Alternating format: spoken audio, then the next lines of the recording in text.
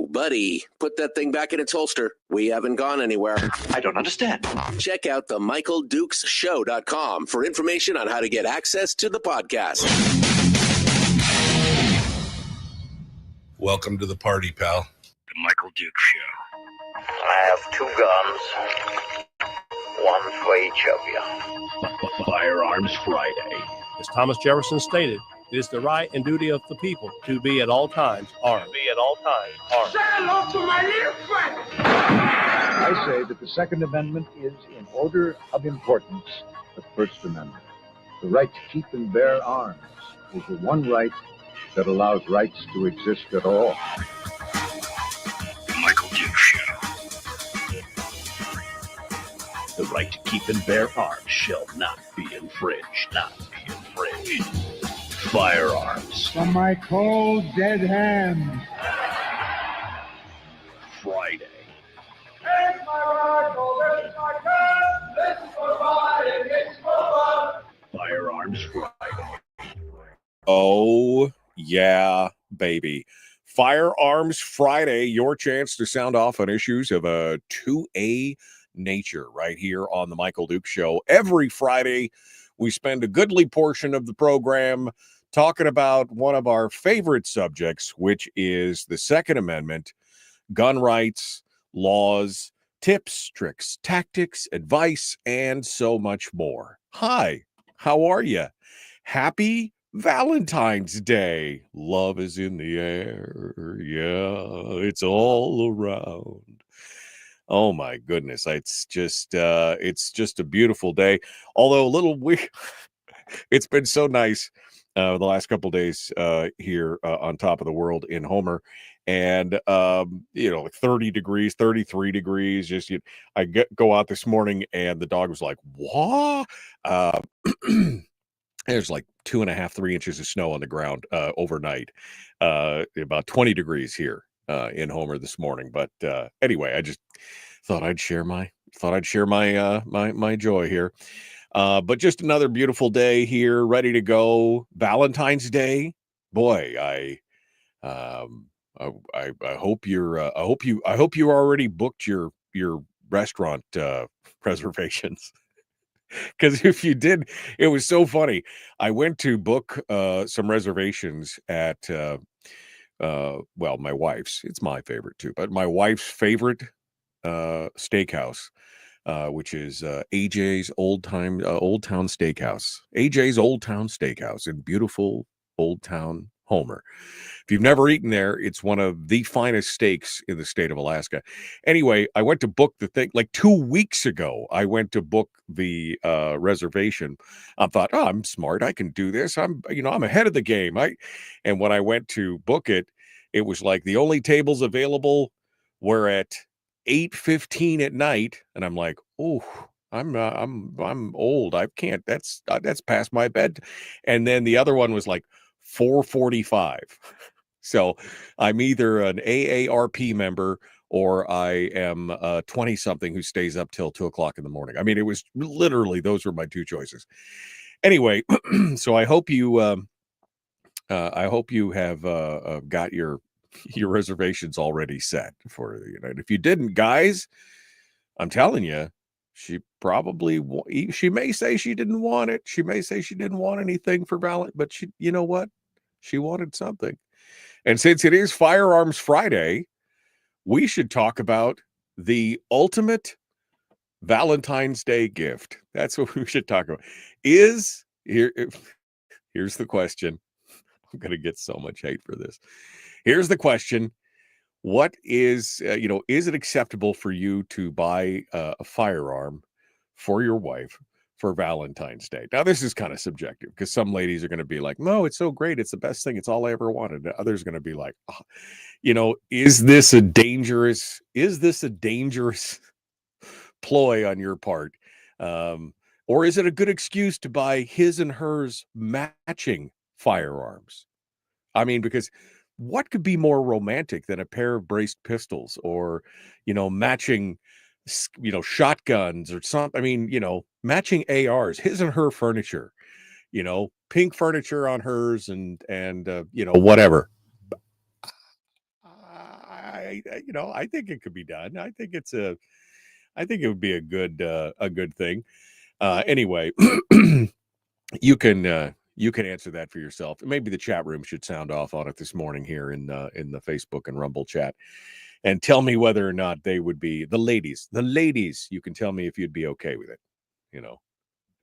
I guess it's better than than getting her a vacuum cleaner or I bought my wife an air fryer one year for was it Valentine's Day? I was pretty sure it was it was Valentine's Day, I think. I bought her an air fryer. She was tickled pink. She wanted one, and but I mean, to each his own. Could be good, could be bad.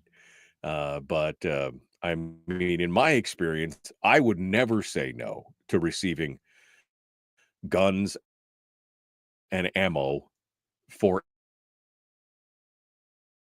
any station. I just special, even if it's a caliber that I didn't like, I would never say no. Just let's go forward. All right, on today's program, we've got a bunch of headlines around the country, and the winning continues, man. The winning continues. It just keeps getting better and better. What's the latest? Well, we got some stories. Federal judges now considering freezing the Maine 72-hour waiting period. We've got more fallout, or I guess not fallout, but repercussions, consequences of the president's second executive order. That's coming down right now. There's some good news there. We've got some talk about Eddie Eagle and the tax-free holiday in Georgia on guns that they're talking about. There just seems to be a lot of winning going on from the president. And I mean I joked about it. I've been a little not negative, but I've been a little cautious and a little not suspicious. Boy, my words this morning. My words. Cautiously optimistic is what I've been kind of phrasing it as. But I wanted to see what was going on, because we saw what happened during the last term of Donald Trump. But he seems to be, in a lot of ways, kind of a changed man. He seems supercharged. We saw again, and I will stand by this, that he's a guy that will walk into a room, read the room, and then tell the room what it wants to hear, because he's a negotiator, right? I mean, he's the art of the deal. This guy is like one of the best negotiators you have, in the country. And he always steps into a room and reads the room and kind of knows which way the direction's going. But this go around, he also seems to have a plan. And he doesn't seem like he's going to be dissuaded from that plan or be sucked in by some of the, last time he kind of surrounded himself. The whole point was to drain the swamp. And it seems like at that point that he kind of surrounded himself with some people who were of the swamp. Pretty tough to drain it when you're being coached and coerced by people who are part of the problem, right? This time around, not so much. Not so much. I got to be honest, I'm pretty excited about it. Even things that I was seriously concerned about and still have some concerns about, like tariffs and other things, he has wielded those with a surgeon's grace. He's used it as a scalpel instead of a bludgeon. And the concessions that he's gotten already from places like Mexico and Canada, and I'm got to be honest, it's an exciting time to be alive to watch all this stuff. And now his executive orders on gun rights are starting to pay some fruits. And he's delivering on some of these campaign promises, which he didn't do in his first term, right? So this is some exciting stuff. And remember, he said we were going to be so sick of winning. He'd do so much winning that we'd be sick of winning. I'm not sick of winning yet. I'm kind of giddy, quite honestly, in some of the winning. And we're going to talk about that here with some of the with some of the stories that are coming out from around the country right now. Also in hour 2, we're going to be talking with our friend Chris Cheng, TopShot champion, season 4 of the television show TopShot on the History Channel. Chris Cheng is going to come on board with us and talk about what he's been doing. He'll give us a little recap of SHOT Show. I know we talked to Rob Pincus here about that, but not too long ago, we'll get a different perspective from Chris Cheng and just kind of his thoughts on some of the things that are going on out there and everything else. I love it. So we'll be doing that. And then, of course, as always, we'll finish up with Willie Waffle. Willie Waffle from wafflemovies.com for the weekend movie review. All right. Housekeeping. Now that you've all woken up and had your first cup of coffee while I blathered on there for a little bit, let me tell you something. I will be off the air on Monday because somebody from the stations in Fairbanks emailed me and said, "Hey, are you going to be using holiday clocks on Monday?" And I'm like, "What's Monday? What's going on Monday?" It's President's Day. And I talked to the boss, I looked in the mirror, and I said, maybe you should have a few official holidays at the radio station where you don't actually work, because I've been pretty much working every day since Thanksgiving. And I said, you know what? I could do that because, that's an official holiday. It's a recognized holiday. It seems good. We want to celebrate our presidents. And we want to celebrate this president for sure. And so I'm going to celebrate by sleeping in a little bit. We will be off the air on Monday. You'll have alternate programming on all the stations and translators and in the markets. And we will be returning first thing Tuesday morning. So Tuesday morning, we'll be back with Brad Keithley and Chris Story. I'm sure I'll still work on Monday, but at least I'll get a little bit of a sleep in because it need to catch up on some of that stuff. So it will be a good day. So remember, on Monday, President's Day. For some reason, I had President's Day lined up back in the last month. I don't know why I mentioned it, and I kept thinking of President's Day, but it doesn't matter. Anyway, it's all good. So we're ready. We're ready to do it. So that'll be Monday. We'll be off and we'll be back Tuesday. So it'll be a 3-day weekend in part for some of us. And I hope you take some time to enjoy it and go out there and do it. Phone lines are open. That's the final thing for Firearms Friday. We always like to talk with you to see what you have to say, to answer any questions. It's all about the answering and the demystifying of the firearm, to take the guesswork out of it, to ask questions. So we're going to open up the phone lines right now. 319-527-3864. 319-527-3864. If you would like to sound off on any issue related to guns, we'd love to do it. If you've got questions about firearms, we'll answer them. And if I don't have the answer, somebody in the chat room does. And it's a good time to just hang out on this lovely Valentine's Day. It's a fun. Somebody said, we don't participate in the commercialization of Valentine's Day. Our love is every day, says Frank. Well, it's me too.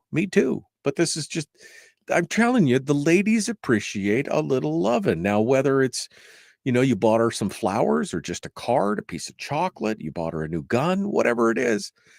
I mean, I hope you do those things throughout the year, but especially on Valentine's Day. I mean, don't let me peer pressure you, but,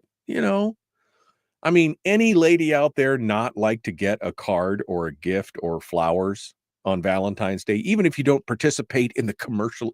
Is there any lady out there who wouldn't like that? I got to say, I think that probably maybe the ladies in the chat room will have to sound off, but I can't think of a single woman that I know that wouldn't appreciate maybe even just something as simple as some flowers. All right, we got to go. We'll be back with more. The Michael Duke Show. Common sense, liberty-based, free-thinking radio. Hour 1 continues right after this.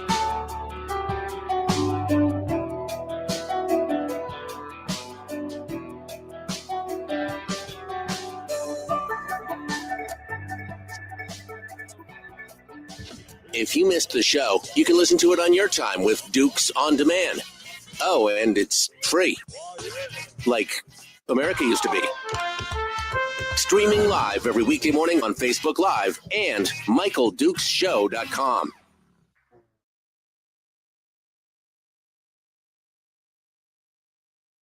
Okay. Welcome to the funny farm. All right. Bill says, can't you take Tuesday off instead and give us a mental holiday? Sorry, Bill. Sorry, just can't do it. Frank says, yet us serfs in the private sector will enjoy President's Day after work. I'm in the private sector, man. I just made a decision that sounded like a good day to have the day off. I mean, and again, I'm not going to have the whole day off. I will just sleep in. I mean, getting up at 4:30, 4:45 every morning, and sometimes it wears you down, especially when you're working till 6 o'clock at night. It is what it is. We're just doing it. Brian says, as far as flowers goes, it works once or twice in a marriage. Beyond that, Beth is thinking I'm up to something. Okay. All right. Maybe that's a personal flaw or something. If she thinks you're up to something, that's it. Greg said he got his Hollow Sun sight mounted on his VP9 yesterday. Must go shoot it. Those Hollow Sun sights are so cool. I have envy. I have sight envy at this point. All right. Let's see. Republican women's of Fairbanks have Congressman Nick Begich will be in Fairbanks this Tuesday at 5:30 p.m. Taking questions at the Latitude Restaurant inside the Westmark Hotel. He's part of the Doge Caucus. Thank you, Jennifer, for letting us know about that. It'll be good. It'll be a good day.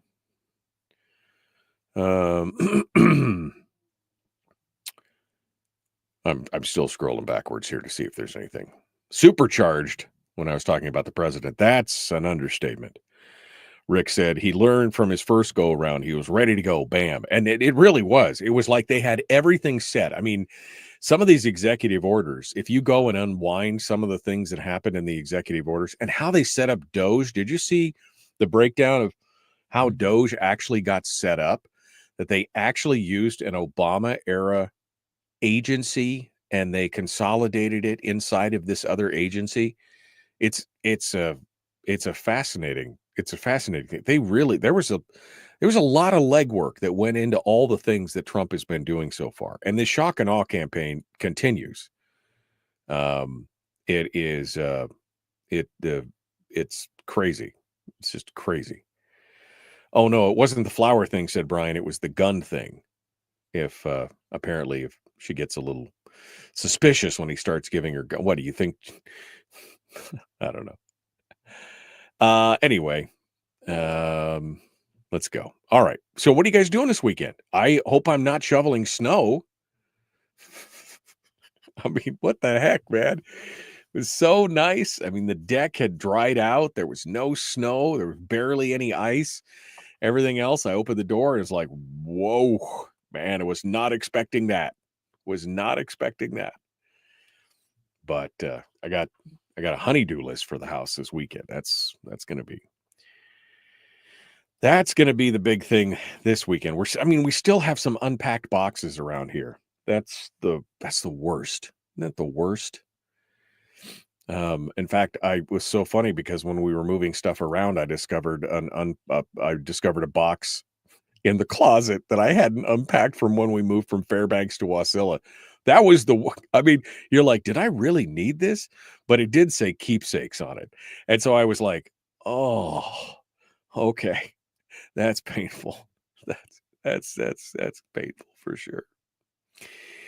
Josh Walton in the chat room. Hey, Josh, what's happening, my friend? Yeah, we'll try and get Nick Begich again, going to be up in Fairbanks on Tuesday, speaking to the Republican women. So we're going to try and get him back on the program maybe the following week. I got to reach out to all the secret people now. Can't just call Josh and have him make it happen, which is what I used to be able to do, because Nick's a busy guy. He's a busy guy. Lots of stuff happening. All right. Let's get to it. Let's finish up here and get ready to go. The Michael Duke Show, common sense, liberty-based, free-thinking radio. Got one phone line on hold. Let's go there first right now.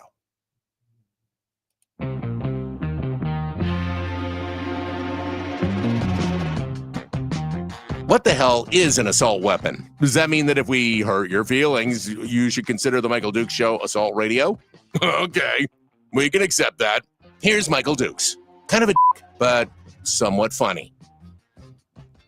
I mean, he's not wrong. He's not wrong about that. Welcome back to the program, the Michael Duke Show. Common sense, liberty-based, free-thinking radio. You ready to do this thing?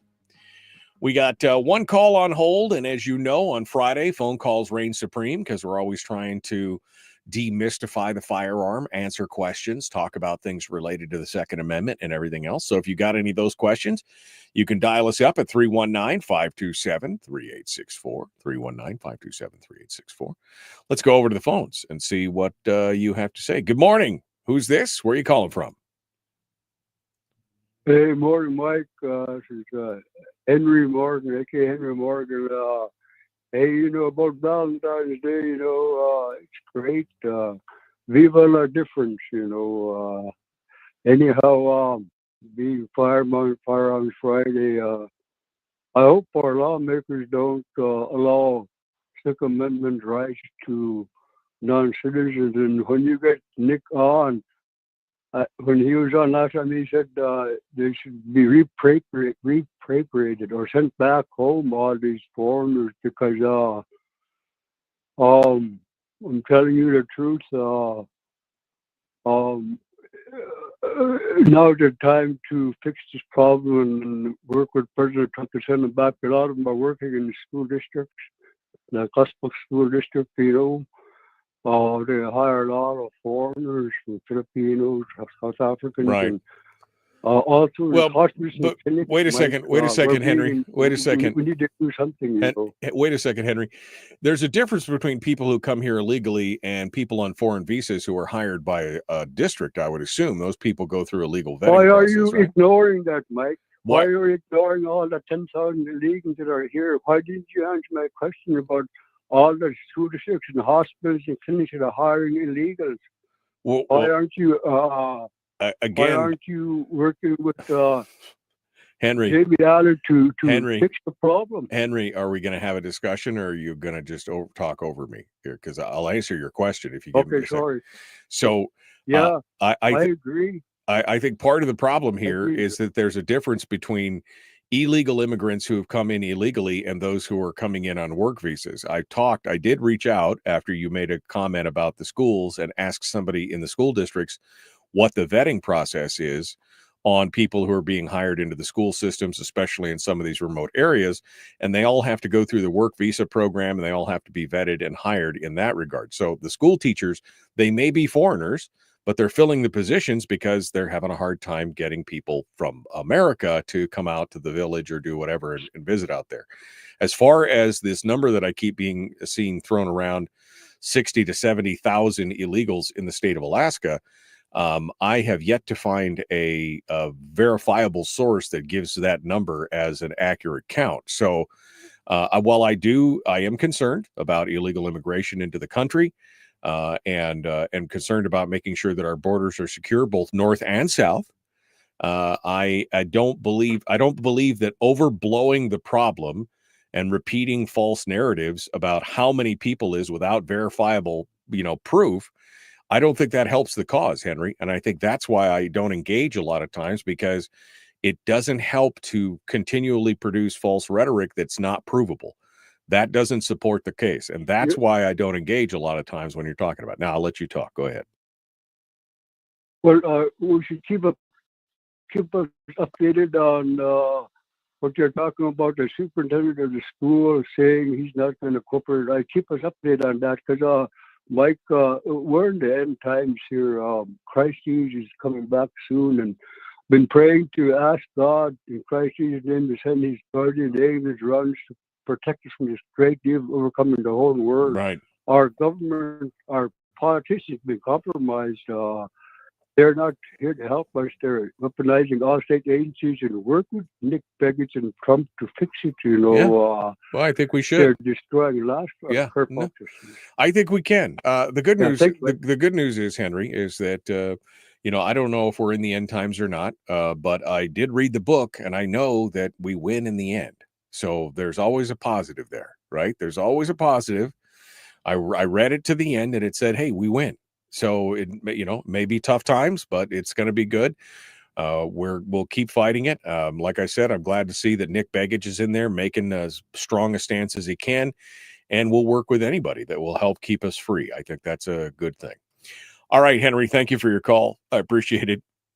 Not really firearms related, but there you go. Although he did say, I hope they don't give firearms rights or to. I hope they don't give firearms rights to illegals. And this is kind of a conundrum for a lot of people, especially strict constitutionalists, because if you look at it, the founders and framers believe that those rights were endowed and inalienable and given not by men, not by government, but by God. The question is, do we have to recognize those rights for non-citizens? I believe everybody has those same rights, but as a nation, as a legal framework of a nation, do we have to recognize the rights of non-citizens in that regard? I would say they are inalienable. They're given by God. People should have those rights. But as a nation and a nation of laws, we shouldn't have to recognize the rights of non-citizens who did not come here legally or who did not, who are doing not citizens of this country, have not sworn an allegiance to the country, et cetera, et cetera. I believe that those rights should not be recognized. They have them. I will acknowledge that they have them because they are inalienable, but that they don't need to necessarily be recognized if you're not an official member of the club, meaning citizen of the United States. And that's one of the big things. I mean, even that statement, I hope we don't give rights to, that's the problem. People treat what we're doing in this country these days, a lot of people, just kind of rank and file folks, they treat it like the government is the arbiter of what your rights are. Now, I guess in the end, at the force of the spear, the point of the gun, they do kind of enforce or take away your rights. But the founders were very clear that those rights, including the right to keep and bear arms, free speech, freedom of belief, all those things are all given to us. They're indelible. They're given to us by our Creator. They're inalienable. They are not given by the government. In fact, everything that was written and put in place by the founders during the framing, everything had to do with strictures on government, prohibitions from government interfering in those natural rights, those inalienable rights. And that's what people have a hard time understanding these days. And that's why I often have used the example of the birth certificate as an example. You were born. When you were born, a birth certificate was issued. A birth certificate did not give you life. No, the Creator gave you life, right? I mean, that's where your life came from, was from God, from the Creator. And the birth certificate doesn't give you that. It doesn't give you the right to live. It is simply a piece of paper or an instrument to say this happened. It is simply an instrument to prove that this is what's going on. You already are endowed with life. And that's how it is with the rights that we have. The rights that we have, we were born with. And the Constitution does not give those rights. The Constitution simply delineates those rights for each and every one of us. And on top of that, not only does it delineate the right that we have, it again provides restrictions and strictures on government from infringing on those natural rights. So it's it's hard for some people to understand because they are so used to, and I think it's because we're now into the umpteenth generation of public schooling where they basically, the answer to every question or every problem you ever had is government. That's what they say. Oh, it's government should take care of it. They got it.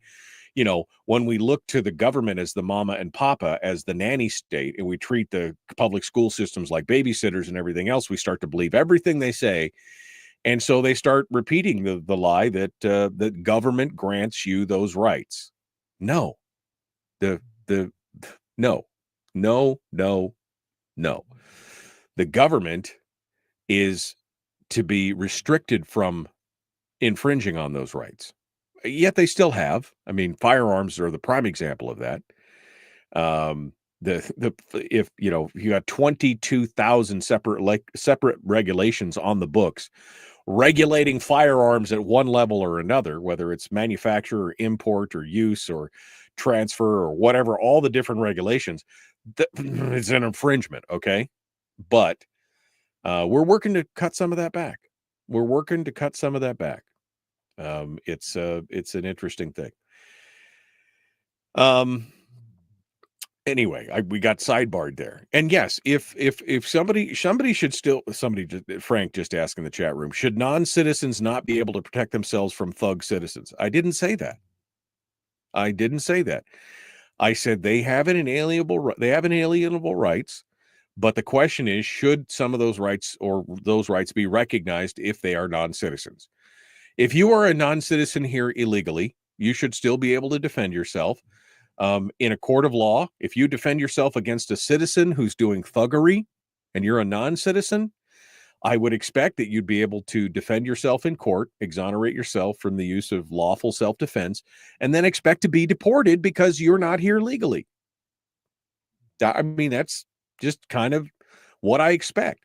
I'm not saying that they don't have the rights. I'm saying we don't have to recognize some of those rights for the purposes of them remaining in the country or excusing their behavior, et cetera, et cetera. So it's, there you go. All right. We've got to, we've got to continue on here. I haven't even gotten to the first news story yet today.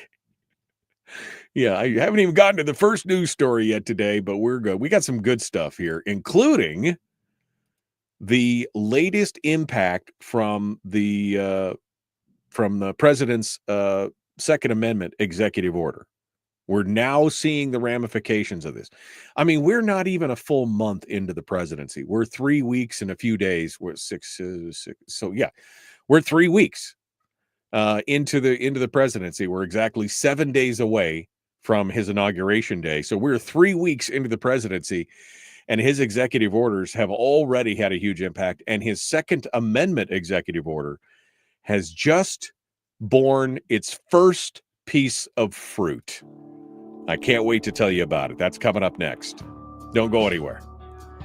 The Michael Duke Show. Common sense, liberty-based, free-thinking radio. Phone lines are still open. Ladies, feel free to call up and tell us whether or not you'd be okay with your beau buying you a pew-pew for VD. Oh, that sounds wrong, doesn't it?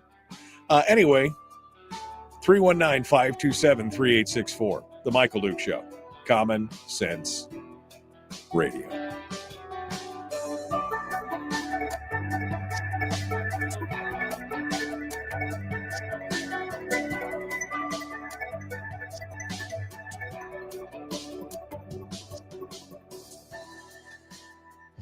If you missed the show, you can listen to it on your time with Dukes On Demand.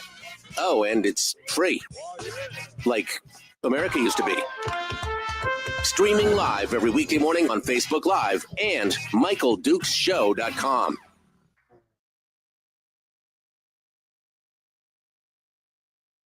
Okay, I see that it was Frank. Now I read the full context of everything. I could see it was Frank responding to Anthony's question about how the idea of non-citizens, illegal immigrants would somehow have a pathway that leads to legal gun ownership. I don't even understand the context of this particular hyperbole I keep hearing. And that's exactly what I'm saying. If you are in this country illegally, I mean, first of all, it shows an utter contempt for the law in the country. Why would we then support your rights for anything else if you're immediately willing to come into the country and break the law to come into the country to begin with? That's pretty much it right there. All right.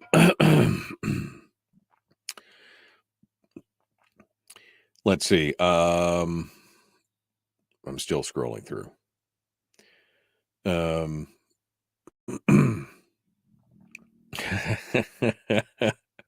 All right, guys. They're getting a little heated in the chat room there.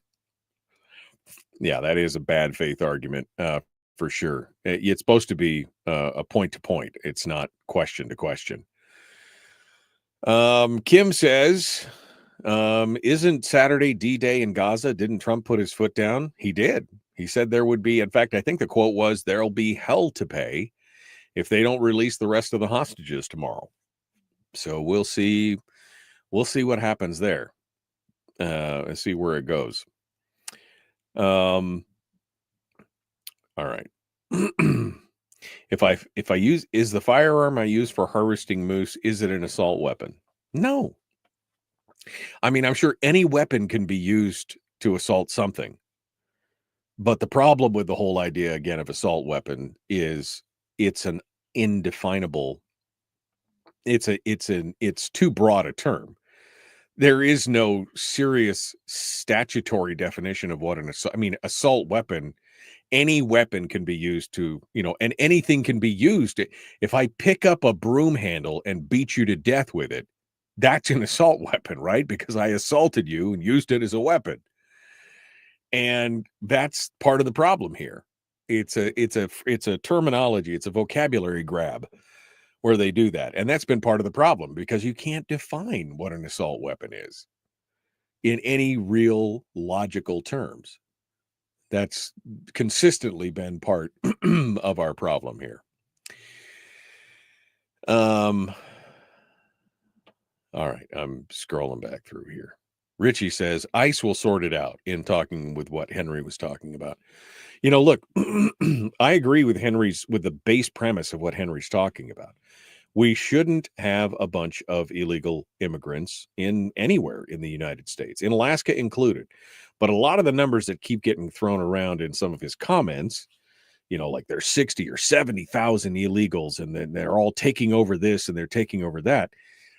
I have not found any proof, and I went and looked because he's been so vociferous about it. I could not find any proof of those actual numbers of illegal immigrants being. No, there have been programs. Past governors have brought, folks from Ukraine and Russia and other countries. They've settled them but that's all gone through the process. They've given asylum to people. They've pathways to citizenships.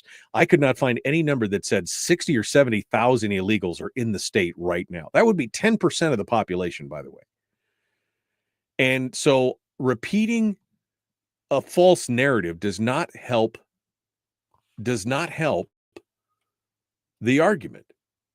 That's part, again, I find it, especially when it's an argument that I agree with, but people are out there repeating some false narrative over and over and over again, that really, it just undermines everything. It really bugs me when people do that.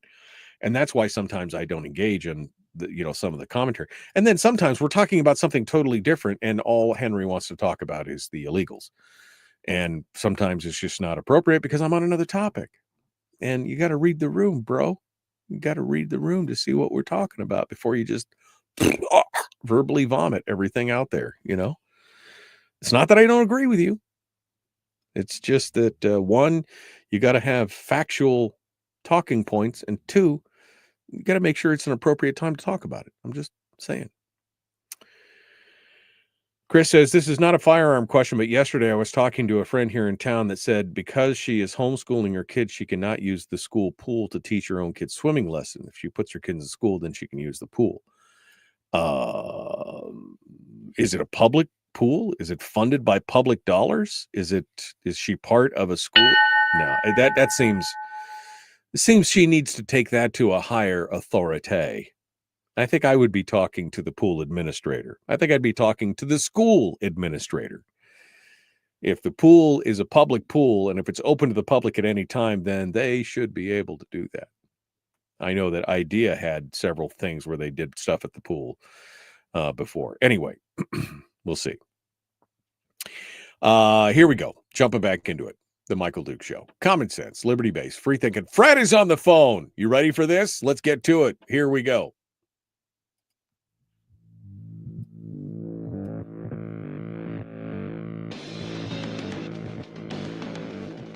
What the hell's an assault weapon? What isn't? If I assault you with a penguin, doesn't that make it an assault weapon? Does this mean that if we hurt your feelings, you'd consider the Michael Dukes Show assault radio? Okay, we can live with that. Here's Michael Dukes. Welcome back to the program. Firearms Friday continues. I've got my stories here lined up, but you know the rule.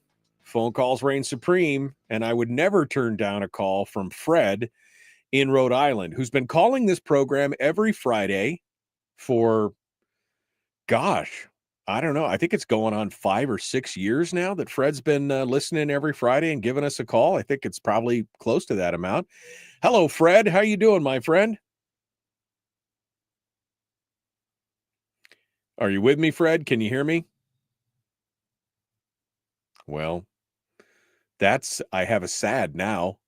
I could see Fred. He's not on hold. Everything's turned up. He's not flashing. So I guess we'll hang up on Fred and hope that he calls back. We'll see. We'll see if he calls back. I was excited for a moment. Love talking to Fred. I used to have another friend of mine on the show for years that called in. He passed away about 10 years ago, but it was always his can hunter. That was what he called it. It was Steve. Always called up. He was down in Kentucky, and he would always call up and talk to us on Firearms Friday. It was always a fun time for sure. All right. I see Fred has called back. Let's see if we can get him on the telephone right now here in just a second. He's got to pop up. His button's got to pop up here and make it available to me. We'll get Fred here on the line in just a second. We're about to talk about, though, the president's executive orders, and we'll see where that goes. Hello, Fred. How are you, my friend? We'll try it again. Yeah, Hey. well, come on, Mike. There you go. Okay, we're in an interesting situation. Can you hear me right now? I can hear you just fine, my friend. Go ahead. Perfect. Yeah, interesting situation developed over here in Rhode Island as far as gun control goes, and the governor, he's a pretty woke character. He's a pretty progressive character. Follows all the progressive lines and what they do and this and that and the other thing. So he's come out with a staunch attack on assault weapons. He wants to get rid of assault weapons in Rhode Island. We never had an issue with it. We never really had an issue with it. But this whole context is based on what he calls safety of the public, which is the biggest bunch of nonsense that I've heard yet. But the thing is, though, these gun control people, they deal with unsubstantiated information, quote unquote, borderline lies. Not really lies, but they're not really truth either. They're Exactly. kind of like something in limbo in between. But any way you slice it, it's disinformation. It's a Half-truths, lot of right? Yeah. stuff that doesn't really apply. But they sit there and they try to pound a square peg into a round hole. Right. And they call it, the flavor of the day. Right. And that's a half-truth. I mean, they do that. They're very good at half-truths. I mean, that's really the genius behind the whole term assault weapon. It doesn't have enough specificity to really tell you what it is, but they can make anything look like they can use the term and apply it to anything they want. That's the beauty of what they've done with this whole assault weapons ban. Any weapon, a lever action rifle could be an assault weapon if they chose to make it one, right? And that's the beauty of it's a half truth, and it's baked in intentionally. And I'm sure that your governor cannot really define what an assault weapon is, especially if it's one that's in common use, which is the common use phrase that the Supreme Court upheld. Well, if you notice that the latest encroachment on this is going beyond assault weapons. Now it's just semi-automatic. Anything semi-automatic is considered an assault weapon. Detachable magazine, it isn't part of the handle, it isn't part of the grip. And all kinds of craziness. And it's all based on cosmetics. It's all based on a lot of foolishness, which Dianne Feinstein made her entire career. She based her entire career on dreaming up what her interpretation of what an assault weapon was, which had absolutely nothing to do with the function or the performance or the lethality or the accuracy of the device itself. It was just based on cosmetic features. Right. Which is like, it's like putting fins on a Cadillac.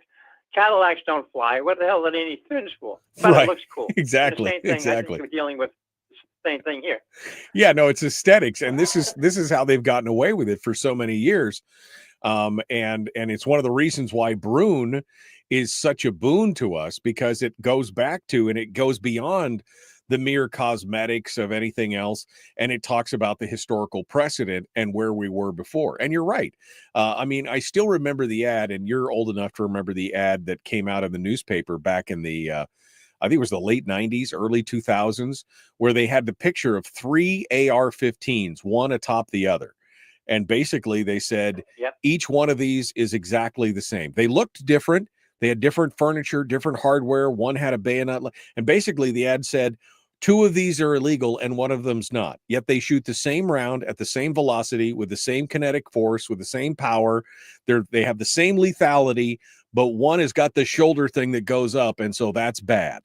It makes no sense. It makes no sense at all. Exactly. You're right. Absolutely, you're right. But they sit there and they try and push this narrative and their quote unquote data to sit there and make it to turn it into the boogeyman gun. They invent the boogeyman. Now they got the solution to get rid of the boogeyman. The boogeyman really doesn't exist. But we're not going to tell you that. We're not going to be honest enough to actually admit that. We're just going to use that as a political narrative to try to gain some ground, so we can put a feather in our cap and say, "Hey, we just saved the whole world." Where realistically, right, they haven't changed the damn thing. No, it's virtue signaling. It's virtue signaling at its best. I'm going to show that I am on your side, progressive, so I'm going to propose this ban. What do you think that? Now, I know Rhode Island is not the reddest state in the world. What's the possibility that he's actually going to get something like this passed? And is there any word on whether the legal scrutiny, is there going to be the Rhode Island Gun Rights Association or somebody going to pop up and challenge this? What do you think the possibility of him giving? We have many we have a couple of state organizations, which are very effective.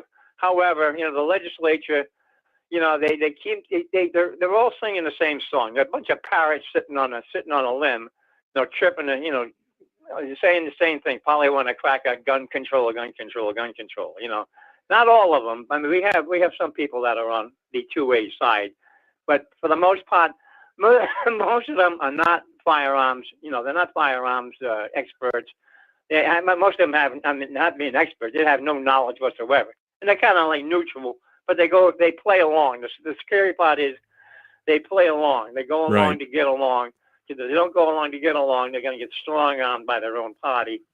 Like they did to what's her name down there in West Virginia. His name kind of his name kind of fleets me right now, but I'm talking about I think it was the senator. They sit there and they kind of blackball them. Yeah, he wouldn't play along when they're sandboxed. Right. And it's really a shame, because this is what it's turned into. It's just turned into party lines, dig your heels in, and take no prisoners and make no compromises. Right. And we're seeing this a lot with Doge right now. I mean, this is turning up so much crap that these people, the last 4 years, have been pulling off on the American people. Lie, cheat, steal. This has been their mantra. Well, and how they're getting away with it for so long, they think it's a way of life. Yeah, and how I think it's time we have to put our foot down and say no, no, and no. How I fear that This could spread to Alaska. This could turn to the other free states in this country. It's going to get worse and worse and worse unless we dig our heels in and say, no, we're not going to allow this to happen. We're not going to be lied to. We're not going to be deceived. We're not playing along with this nonsense. Right. Well, and how amazing is it that so many people on the left are so outraged that the Doge is attempting to create government transparency and uncovering all this spending of U.S. taxpayer dollars on things that many taxpayers would be absolutely aghast about the spending on it, but they're so burnt up about this, we should have done it's a transparency issue. Now, here's my question before I let here's my question before I let you go, Fred. Well, not only that, it's kind of like peeling back the layers on an onion. The further into the onion you get, the hotter and hotter the fruit becomes. And I think when we get to the core, it's going to get pretty wild. So yeah, no, I agree with you. It's going to be entertaining to watch. Final question, Fred, before you go. How do we help you in Rhode Island? I mean, how do we turn Rhode Island into another Alaska where it's more of a free state, constitutional carry and everything else? Is Rhode Island, is there a hope there, or is it lost? Is there any kind of groundswell for freedom there? What's going on? Well, I never thought this would ever come to this, but they did manage to pull up the stupid magazine ban, which I think it along the same line as the AR. I mean, what difference it makes? 10 rounds, 11 rounds, 12 rounds, 15 rounds, 20 rounds. That's not the point. The point is, but they got that through. They managed to, and then they really BS their way to get that one through. They really did in the legislature. Little midnight maneuvering there to get that one through, but they got it through anyway. This is what I fear now. They may have the opportunity to pull this assault weapons ban off. But I think we got, like I say, we just have to tell the truth. All you have to do is tell the truth, put the facts on the table as they really are, not what they want to try to project them to be in their false narrative, and tell the truth. If you put everything be honest about it, deal with the real world physical facts, and you know what? This whole thing's going to blow up in their face. Yeah, well, and my question is, what is the compliance rate going to be if they do get more of this stuff passed? I mean, look what happened in Connecticut. Look what happened in New York.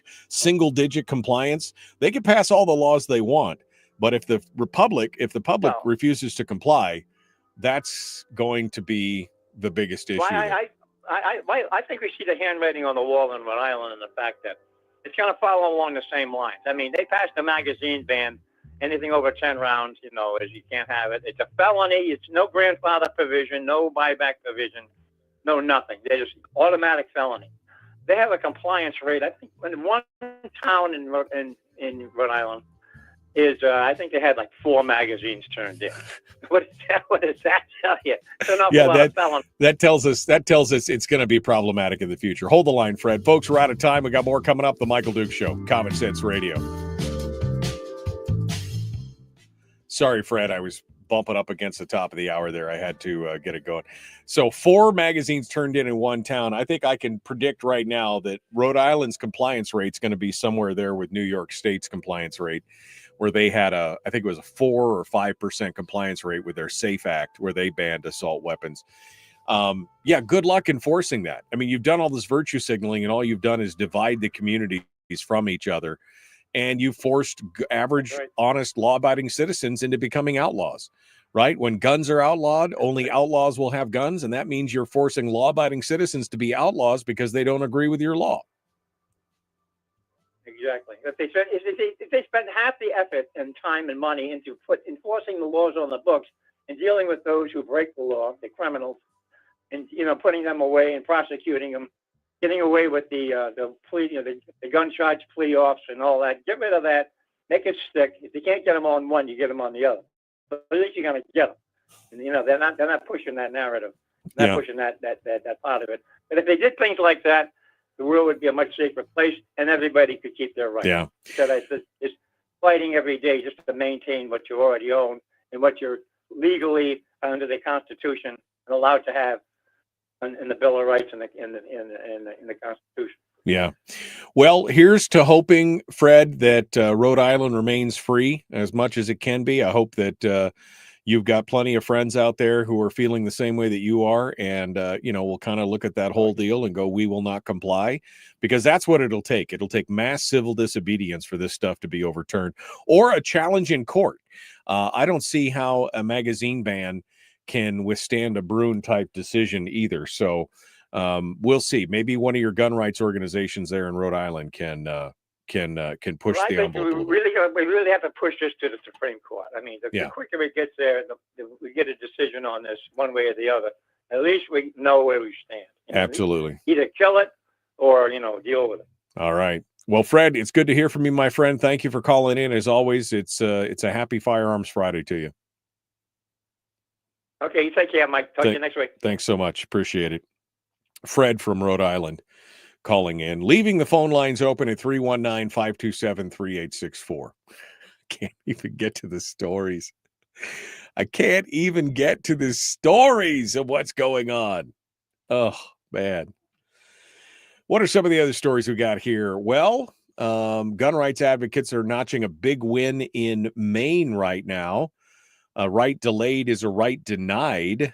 And, of course, Maine had passed one anyway. And that led to a challenge. The gun rights advocates have now taken an important win in their battle against this 72-hour mandatory waiting period. A federal judge agreed to issue an injunction preventing it from going into effect. The judge yesterday put on hold a new 3-day waiting period for gun purchases in Maine after reviewing a lawsuit filed against the rule by Gun Rights Group. Maine's new gun rule took effect in August and was one of several gun control measures the state's democratically controlled legislature passed after an Army reservist killed 18 people in Lewiston in October of 2023. Gun rights advocates challenged the waiting period law and asked for it to be paused pending the outcome of their case. They say that the law violates their Second Amendment rights. Duh. A right delayed is a right denied. Federal Judge Lance Walker wrote that the act employs no standard at all to justify disarming individuals and that the plaintiffs are likely to succeed, not secede. That would be the different thing, but they're likely to succeed. So boom, that's the mic drop moment. The act employs no standard at all to justify disarming individuals. Their standard that they put in there is it sounds good. It feels good. It's us, the legislature. It's us, the politicians, doing something. That's what the standard is. It's them doing something, but it has no standard at all to justify disarming individuals. And this has been the government's point in case after case after case, is that they are seeing, they're supposed to put up historical analogies to what they're trying to do, show us historical precedent, do all these things. And they'll slap a bunch of laws out there and say, well, they did this and they did that and they did this. And none of them apply to the law that they're trying to put forward. And again, this is why Bruin, the Bruin case will really be, I think, held up in the future as the tipping point for reversing much of the judicial activism that we saw here in the country. It really will. It's going to be. I think it's going to be fantastic. So I'm really excited to see that, and good for Maine that they were able to get that done. Again, waiting periods in general are I think just wrong.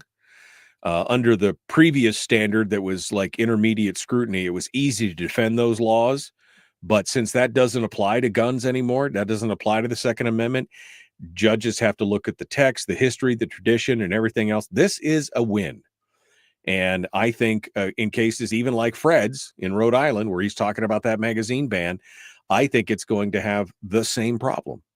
I think those kind of cases out. The problem is that you've got to work each and every case up to the Supreme Court. It's got to go through the different districts, and then it's got to make its way up to the Supreme Court. And that's going to be part of the problem, is that this is a very expensive and a long-winded process. But if we don't grow weary in well-doing, and we're willing to put blood and treasure into the kitty to fight those things, we can keep it going. All right, we got to go. Hour 2 dead ahead. Chris Cheng, TopShot's going to be with us. Willie Waffle and more. The Michael Duke Show. Common Sense Radio.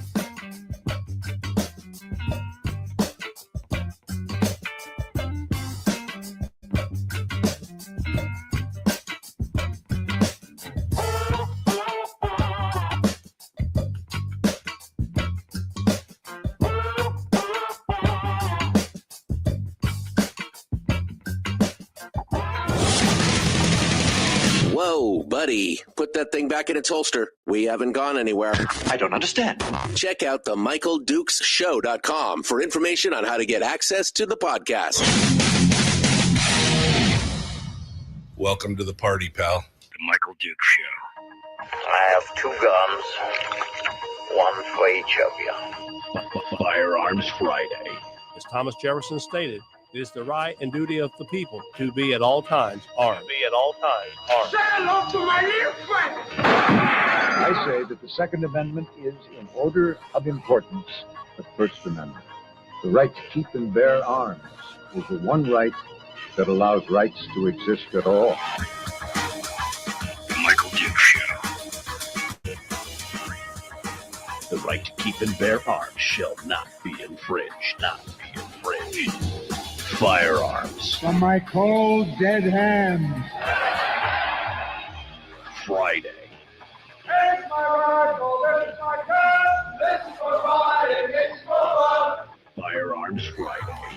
Firearms of Friday. Your chance to sound off on issues of a 2A nature right here on the Michael Duke Show. Welcome back to our big Valentine's Day edition of the program. I have nothing but love for you and the Second Amendment and guns in general.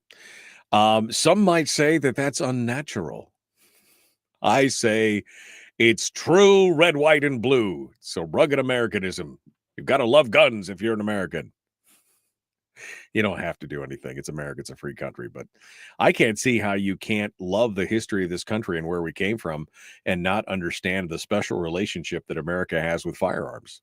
I really don't.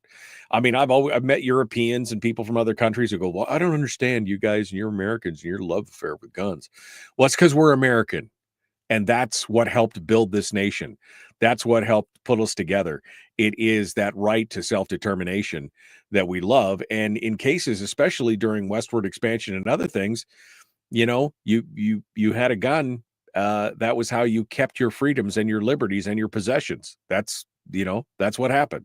That's why we have such a love affair with firearms. And so there's nothing like a Valentine's Day card that says, I love you, to you, my Valentine, here's a gun. Have a nice day. All right, just, good stuff. Other good news going on around the country. And I know if you've listened to this program, you know that I have been a little hesitant. I've had some suspicions. I have not been as confident in the president on his stance on the Second Amendment and other things. Last week or week before, we talked a little bit about my concerns and suspicions for his pick for the Attorney General in Pam Bondi based on her previous track record. But I got to say, it looks like it's paying off. It's looking pretty good. His Second Amendment executive order, and I'll point out again that we're only 3 weeks into his presidency. So much has happened. It's like I feel like I'm in a time machine, right? I feel like, his inauguration was months ago. So much has happened in the last 3 weeks. I feel like he got inaugurated 6 months ago. There's so many things, so many different things. And I think that's by design. I think he came out swinging, shock and awe, moving from one topic to the next, dropping one media bomb to the next, always keeping them reeling and keeping them they can't keep up. They just cannot keep up with this. Now he's gotten a lot of his cabinet picks through. The only one that's been denied is the one that actually bailed out Gates. Matt Gates is the only one. He actually bowed out. Everybody else has made it through, even the ones that they said there was no way that RFK was going to get through, or Tulsi Gabbard, and yet he got them all through. And then his executive orders have been amazing. And if you look at, especially I was looking at a breakdown of the creation of Doge yesterday. This has nothing to do with firearms, but I will sidebar for just a second.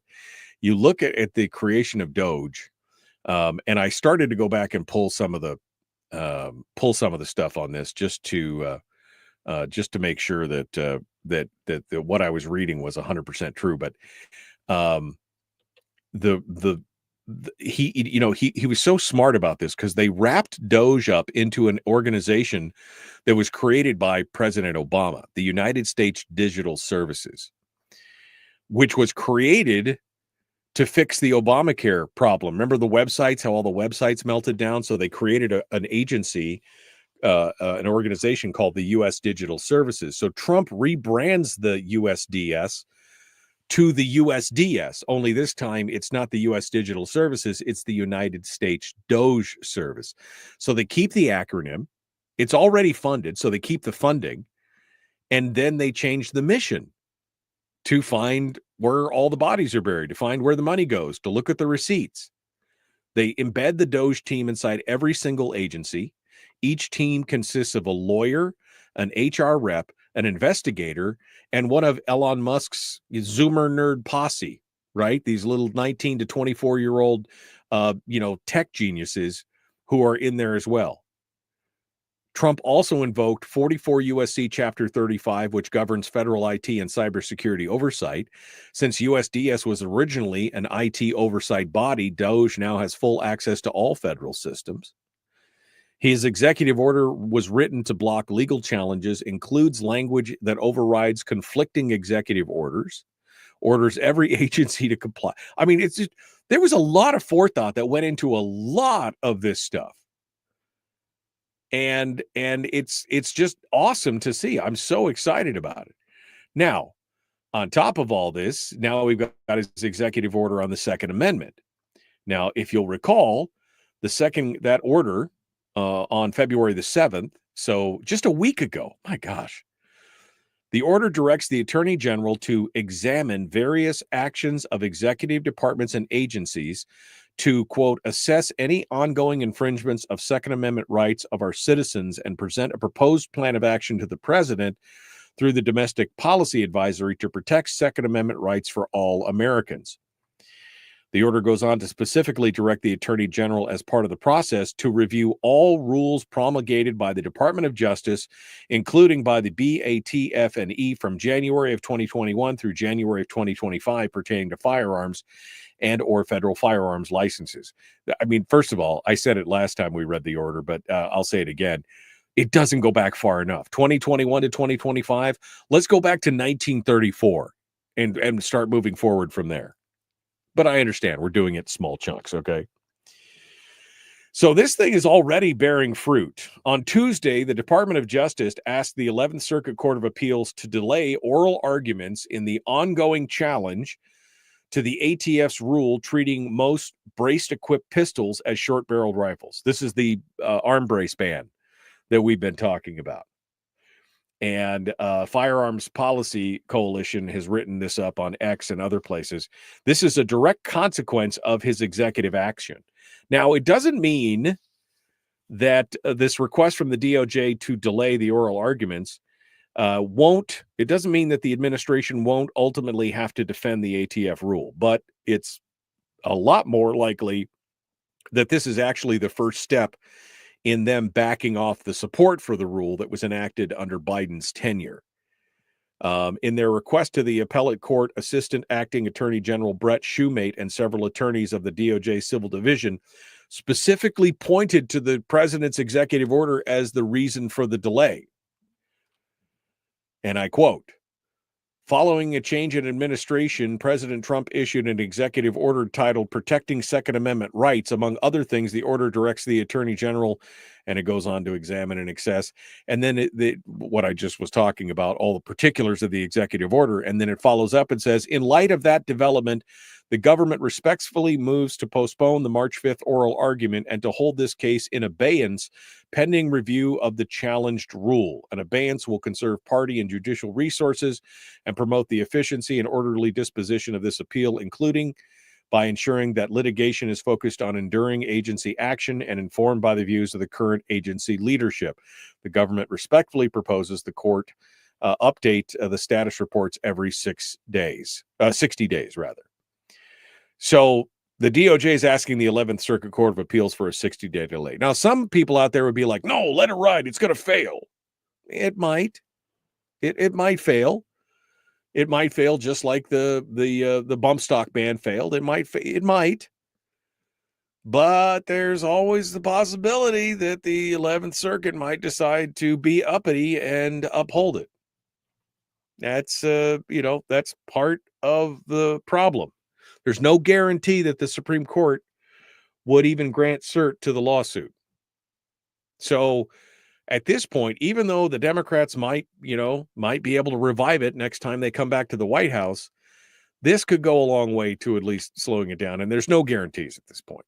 There's no guarantees that this is going up. But it does show that Bondi, despite her previous track record of supporting red flag laws, of prohibiting people under the age of 21 from buying a gun, and all the other things that she stood for, which has raised some serious concerns amongst the gun community. But it looks like that she's going to go with the president's directive and try and take an axe to some of the Biden era gun controls, which I again say is nothing more than a good start. It's a good start. Taking it to the Biden era controls is one thing. Then we need to go after the previous Trump administration rules. I mean, again, they've already overturned the bump stock. Maybe we need to look at other things. Then we can go to Obama. Then we can go to Clinton, and just down the line, all the way to Reagan. I think we should overturn the FOPA, quite honestly. I really do. We could go all the way back to 1934 and the upholding of the National Firearms Act in 1934. I think that there is somebody could spend the next 4 years going back through every piece of legislation and every policy that's been enacted since the Department of Revenue, which is what the ATF was called to begin with. It was part of the Department of Revenue. You could go all the way back to 1934 and take a look at each and every one of these and start flipping them over. Just start flipping the table. Take that maximalist position and go for the extremes. I think it's I think it's now's the time. Because remember, it wasn't too long ago that eliminating the ATF was a fringe idea, right? Back in the day, eliminating the ATF and basically deconstructing that agency was you were crazy. It was crazy talk. But now it seems like it's a fairly normal idea in Congress. On January 7th, Representative Eric Burlinson, a Republican from Missouri, took the initiative by introducing H.R. 221, the Abolish the ATF Act, which is a one-page bill that aims to abolish the BATF&E. The bill already has 27 co-sponsors. The 27 co-sponsors. Now, even if ATF were to disappear tomorrow, all those laws and regulations that are on the books wouldn't disappear. Just the enforcement mechanism of the BATF&E. Now, instead, that would then shift to another agency. More than likely, it would be the FBI, which it's not, no, I'm sorry. That doesn't give me a warm and fuzzy feeling. Does not. I don't get warm fuzzies thinking about the FBI administering it. But as Tom Knighton over at Bearing Arms points out, Brandon Herrera, who's a YouTube personality and ran for Congress in Texas. If you don't watch Brandon Herrera, he's got some amazing videos on YouTube. But Brandon Herrera's take is that first, dismantle the entire regulatory scheme through the courts, then dismantle the agency. Yeah, enforcement of gun laws would still go to other agencies, but the courts would have been rendered many of those regulatory schemes as toothless to one degree or another. This is some genius stuff. Tom's doing some good work over here, as well as Brandon. But it's no longer, it's more mainstream than we know. It's more mainstream than we know at this point. So we should go check it out and take a look at it. Anyway, we got more coming up. Chris Cheng, TopShot champion, is going to be joining us here in just a moment. So don't go anywhere. We'll pick up the pace with him. And then we'll finish up the show with Willie Waffle. Oh, I forgot to tell you at the top of the hour. I will be off on Monday. It's President's Day. And my boss was kind enough to give me the day off. I had an argument with him. It was very awkward in my bathroom looking in the mirror. But I said I needed to sleep in. I'll work the rest of the day, but let me sleep in till at least 8 o'clock, okay? The Michael Duke Show, Common Sense, Liberty-Based, Free Thinking Radio.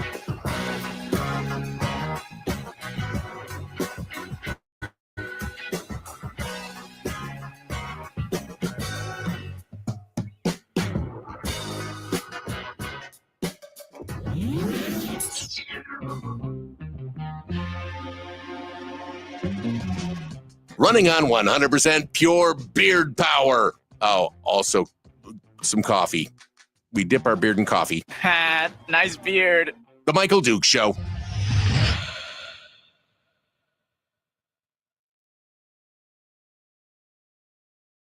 Okay. All right. Whoa! He popped into the room like he's arrived. He's like Kramer on Seinfeld. Slides into the room. Nobody saw. The door bangs open. Chris Cheng in the house. Scared me, and I'm not afraid of anything. That's what it was. Scared me. It's hey, what's happening? Hello. What are you doing, man? Good morning. Hello. Hello. He's so sedate. Hello. Hello. Very good morning to you. Oh man. How's it go? The hair, man. I'm still getting used to the new hairstyle. What are you thinking? I mean, Are you it's feeling an it? Or experiment. you said that last time. No judgment. I'm just asking, how's it? What's the reaction been so far? Yeah, have you taken a public poll? Yeah, it's been very mixed. Some people love it.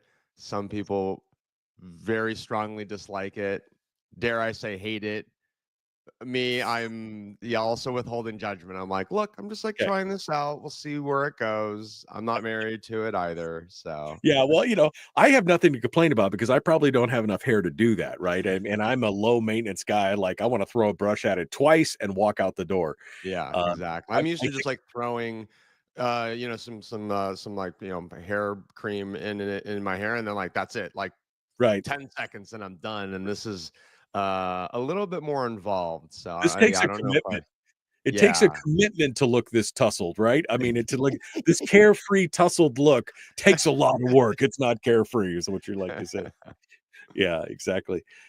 Anthony just said, I'd like to see Chris pop in with an evil dungeon as his background and just not acknowledge it the entire time. Okay, so Chris is challenge accepted. Chris is just going to be like evil stuff, people being tortured in the background. He's not going to say anything. He just act like this is normal. This is my bedroom. I mean, it's all fun. It'd be fun. It'd be good. How you been, my friend? How are things going? Good. Yeah, just a lot of travel and also planning some collaborations with some gun friends, with a potential industry partner. Nothing I can talk about yet because it hasn't been official, right? We haven't actually agreed to do anything, but it's very fun. Like one thing I love about the gun community and the firearms industry is this potential to collaborate and to partner and to build each other's brands together. And it's such a cool feeling. So one example is Iron Monkey Rifle Works, right? They're a relatively new company on the scene. They do a lot of engraving and metal work for existing firearms, right? So they're basically a gunsmith, a very fancy one, and their designs have really taken off over the past year. And so I met Iron Monkey Rifle Works guy at SHOT Show. And so it's like, right, it's like we were just at an Nevesky party, and we just happened standing next to each other, and we just started chatting, and like, wow, we're like, okay, like let's stay in touch and see maybe if there's a collab in the future. You notice how Cheng just dropped that? I was at a Novesky party, you plebes. So I want to be at a Noveski party. Are you kidding me? I want to. Yeah, so we're gonna get you. We'll get an update from you on SHOT Show and everything that's going on and what you saw there and some of the. Did you see this new abomination from Caltech? I mean, everybody was talking about this stripper clip fed 5.7 pistol and everything. Did you get a chance to see it and touch it? I only saw the video clips. It's interesting. I'll give I'll give them that much. And of course, the big question is, does it shoot well? Does it operate? I Right, actually didn't hear any feedback from anyone who happened to shoot it yet, so we'll see. But I definitely saw it, and kudos to Caltech for coming up with a interesting design. We'll see. Yeah. Well, Caltech's. We talked about this with Rob Pincus last week. Caltech is known for that, right? And some of them work out very well. The KSG, the shotgun, and the RFB, both very interesting designs. I still want an RFB. I still think that is an amazing design bullpup rifle, FAL mag fed 308. I mean, forward ejecting. I think that's just super cool. They're known for that, but sometimes you're like, are you creating a problem for something? I mean, is it more novelty than anything else, or is it actually filling a need? Well, we'll find out. Okay, we got to go. Chris knows what's coming. Here it is right now.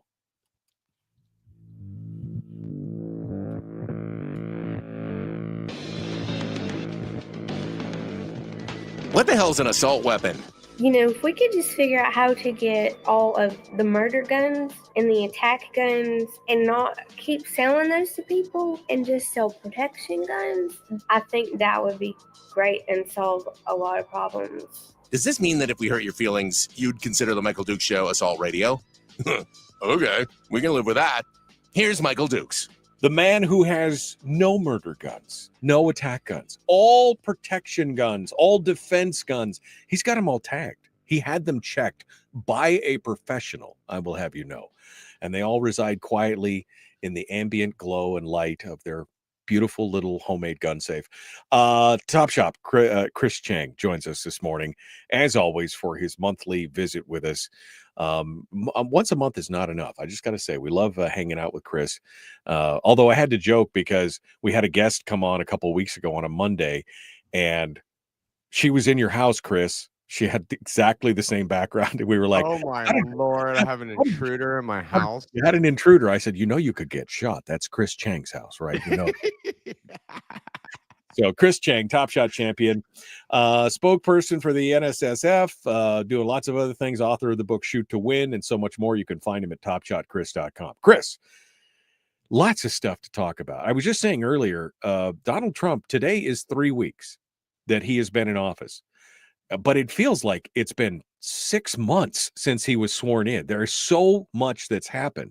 And we were just talking about his executive order to protect the Second Amendment rights and how that has now played into Pam Bondi asking for a delay in the arm brace case. They're asking for a 60-day delay now, which is a precursor probably to just stopping the appeal process. What's your take right now? We're going to talk about SHOT Show in a second, but what's your take on the effect that the president's had so far on the country overall, but on firearms rights specifically, especially in conjunction tying that to things like Bruin, McDonald, Heller, and Snopes, et cetera? Yeah, so clearly we've seen a flurry of executive actions and orders from the president in the past few weeks. And frankly, I'm excited. There's been so much. So for those of us who believe in smaller government, there's often a lot of talk and pandering from politicians, right, who believe in smaller government and limited government. But once they get elected to office, we don't often see any results. And we're actually seeing action. We're seeing results. Of course, that's being challenged by the courts. It's being challenged by the Democrats. We'll see what ends up actually sticking. But there's an immense amount of exciting change that's happening right now. And the Second Amendment is one of those exciting changes. Now, January 20th was Monday, right before SHOT Show started. And SHOT Show is the shooting, hunting, outdoor trade show in Las Vegas. It's the quote unquote gun show where literally the entire firearms industry shows up for the entire week. And so that those first that first week, and honestly the second week, we didn't see a lot of Second Amendment discussions or chatter. There was a little bit of anxiety from certain parts of the firearms industry, wondering and asking the question, is President Trump going to follow through, right, on any of his promises to support and defend the Second Amendment? The executive order that we just saw really solidifies his commitment. And this couldn't be a more exciting time to be a gun owner. It couldn't be a more exciting time to be a Second Amendment advocate. We're going to see Attorney General Bondi take a look at everything that not just the Justice Department is doing, but where is there an opportunity to expand our Second Amendment rights? There is the National Reciprocity for Concealed Carry bill that's in Congress, as well as a suppressor bill that will take suppressors outside of the NFA Act, and basically it would turn suppressors into just like any other accessory that you would buy off the shelf. So we'll see. I'm really optimistic. The Supreme Court is also in our favor for anything from assault weapons bans to magazine capacity restrictions. I hope. Right. I mean, I've been coming on the show now for years saying a lot of these issues are going to, I think, end up in the Supreme Court and get resolved there. And I think we're going to see that excitement play out over the next 4 years here. I'm with you. I'm excited. I was cautiously optimistic. I was a little worried. I was one of those crowds that was asking questions in week 2, like, where's the executive orders for guns? What's going on? I was a little leery about Bondi because of her past track record, although it looks like now with her directing this request for an abeyance in the arguments on the Brace case that she must be following the marching orders, and I'm starting to feel pretty good about it. Overall, I mean, this is a good time. You're right. It's a good time to be alive. Now, that's not stopping states. We just had Fred from Rhode Island. He's a weekly caller that calls in from Rhode Island, talking about how they just passed in Rhode Island a magazine capacity ban. Only 10 rounds. That's all you can get. We see Colorado now. They're saying the quiet part out loud. They're not even pretending anymore. Now it's a semi-auto ban. It's not an assault weapons ban. It's a ban on semi-automatics that are magazine fed or have certain things. But essentially, it's most semi-automatic firearms are going to be banned in Colorado. What do you think? What do you think that's going to accomplish? Do you think it's going to just lead to more court cases? Do you think that we eventually will succeed in those cases? What's your take on it? Yeah, we're seeing a lot of states take very aggressive anti-gun action. Here in California, we are unfortunately one of the leaders in gun control.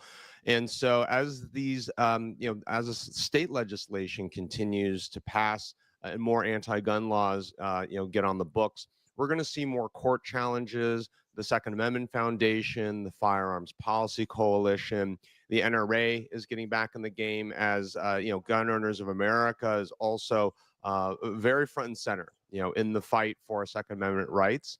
And as we see those different court cases and different rulings, I think there's going to be 2 impacts. One is a lot of these issues will go to the Supreme Court.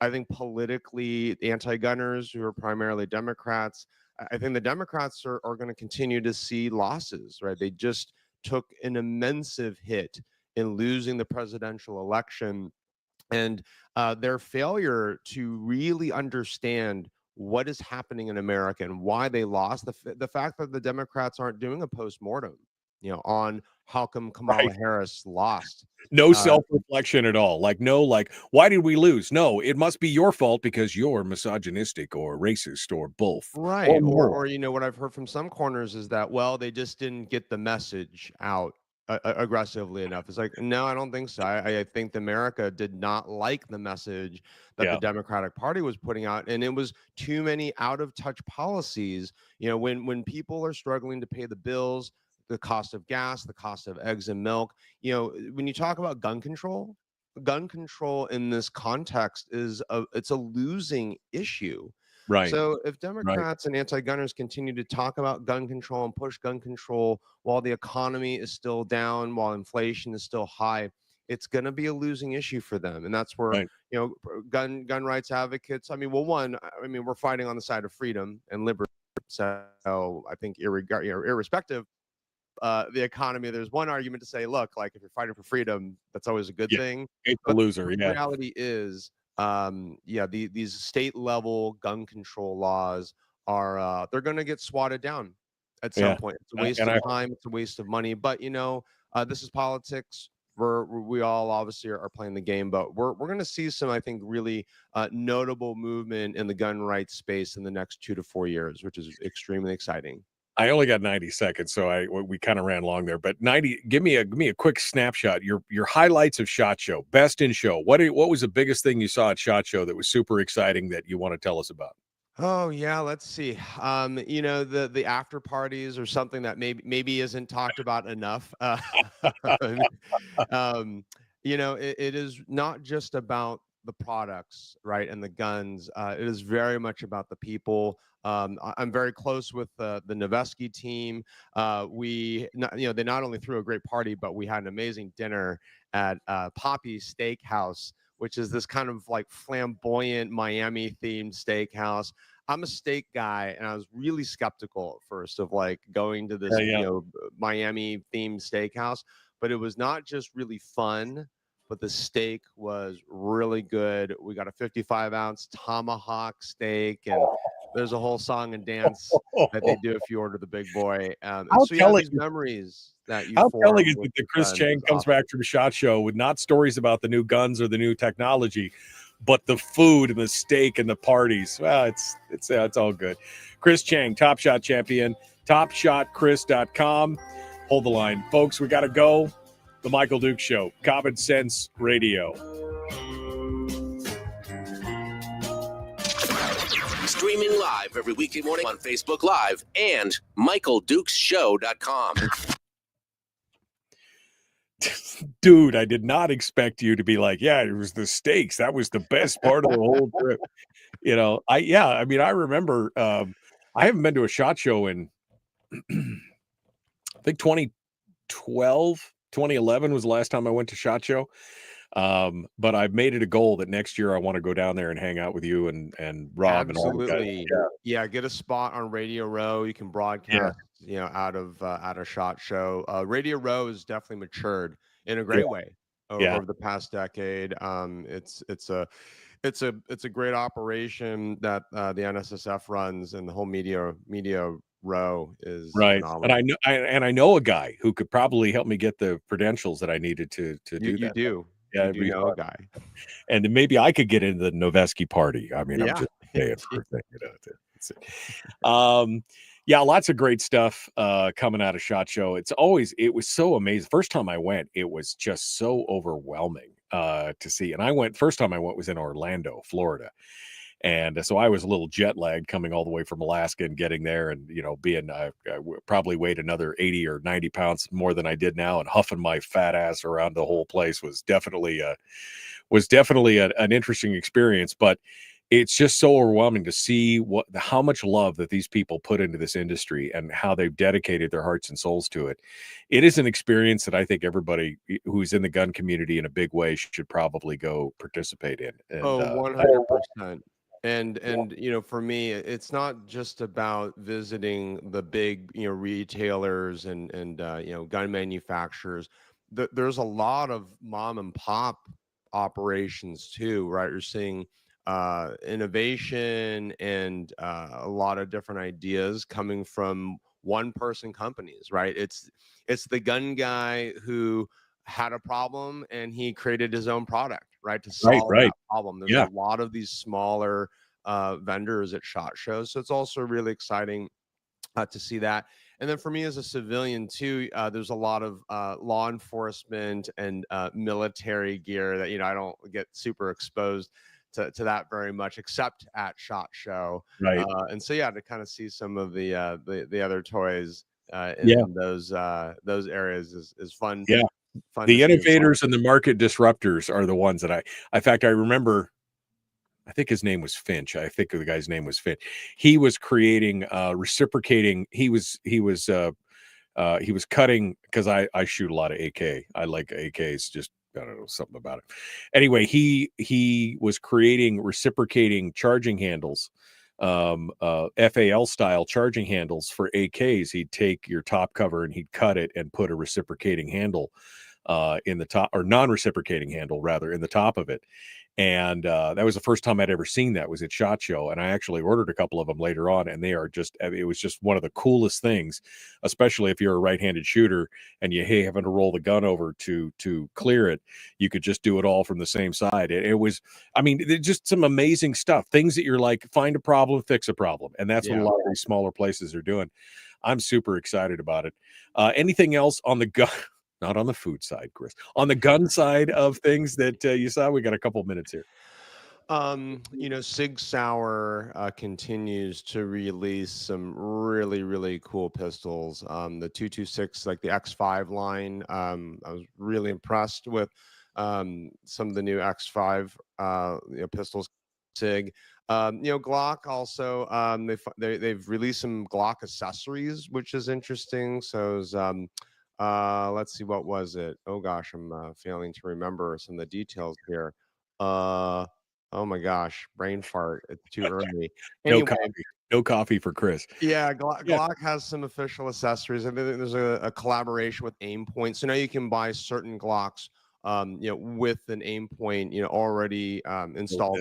Yeah, in the slide, which is a very smart move. Simple, but simple and easy. But again, it's added value, right? It's added value for that and people who want it. And there's been all kinds of great stuff. And now there's some of these new modular pistols and things like that. The maker space is really starting to blow up to where you can get some modular pistol chassis and accessories where you can build a lot of your own stuff or machine your own stuff. And I mean, it's a brand new world, Chris. Yeah, and the last thing I'll mention is lever actions, right? Lever action rifles are still having their moment, which is really fun. You've got outfits like Mad Pig Customs doing some really, really fun work working with Marlin, working with Henry, as is Iron Monkey Rifle Works, like I mentioned at the start. Like, just seeing companies like those two making some really, really cool product like accessories, and also doing custom engraving work on these lever action rifles. That's what you need. You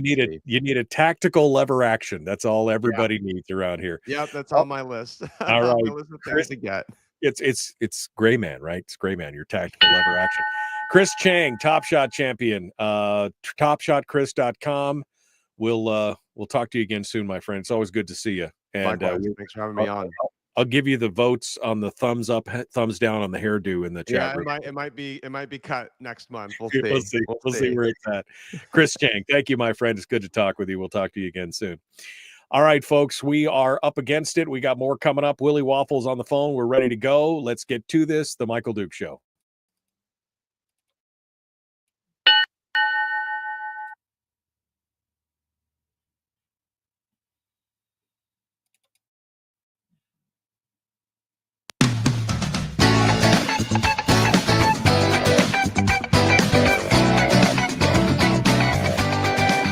All right, it's the weekend. Yeah, the long weekend. I'm taking Monday off. I know, I told you. Yada, yada, yada. It was a last-minute decision. Hey, I talked to the boss, and apparently he can be reasonable occasionally. He's a jerk most of the time, but he said, sure, sleep in a little bit. It'll be fine. You have to work the rest of the day, though. Damn, this guy, he's mean. Also working on Monday, Willie Waffle, wafflemovies.com. Hello, my friend. We're in the same boat, I guess, huh? Yeah, how did that happen? When we were young, wee little lads growing up, dreaming of our futures, did we dream of working on the holidays? Nay, I say. Nay, I say. No holidays for me. That's all good. It's all good. All right. Well, at least you get to sleep in a little bit. So that's the important part for God. Me. Yeah, exactly. All right. Well, let's dive into things here. I want to get it out of the way first because you know how much I really care and enjoy the award shows, the Oscars. The voting has commenced. In fact, you were saying earlier that this might be the reason that there's not a lot of entertainment news, because everybody's on their best behavior, which it's Hollywood, man. And really, I mean, come on. Well, they don't want to blow their Oscar chances. Oh, wait, somebody already did. Oh, too soon. Isn't that amazing? Oh, too soon. Yes. So Oscar voting started February 11th, my friends. just a couple of days ago, and all the voters, I think we're up to like 7,000 or 8,000 now, are filling out their ballots, picking what they think is the best, or at least the one that represents the values that they care the most about. And they have until February 18th. That's right, Tuesday. They have until Tuesday to file those votes away. And oh my, it is going to be interesting because, as we mentioned, as we talked about last week, one person ruined her chances and Exactly. is take the whole movie down with her. Oh man, because I know that Zoe Saldana was mentioned as a potential for Best Supporting Actress, but the stank of this controversy from the main actor / actress is just, it's poisoning the well, huh? Yeah, so Amelia Perez is they're sinking right down into the toilet, man.